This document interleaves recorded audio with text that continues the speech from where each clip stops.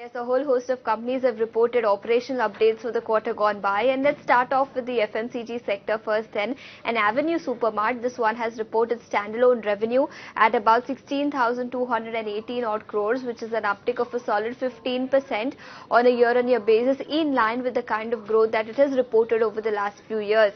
Now, it added 8 new stores in the quarter gone by, and the first half store additions now stand at 17. So, strong set of operational updates that Avenue Supermart has reported.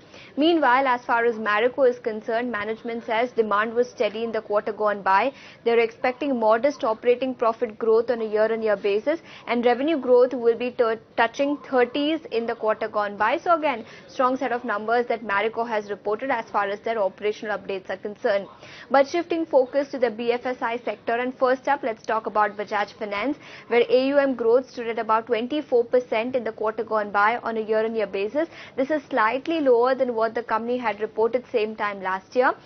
Meanwhile, new loans booked grew by about 26% YOY, and Citi says that net interest margins are projected to remain stable in the second quarter. As far as HDFC Bank is concerned, AUM growth of 9% YOY, 3% QOQ, and gross advances have also seen a solid growth of about 10% on a year-on-year basis.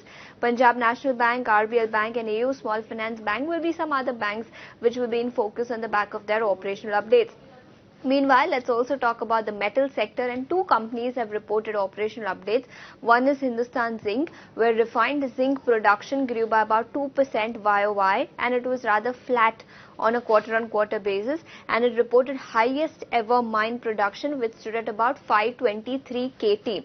Lastly, MOIL, that one also reported best ever second quarter production, which saw an uptick of about 10% on a year-on-year basis. So, a whole host of FMCG, mining companies and banking and financial services stocks will be in focus on Monday on the back of operational updates that these companies have reported.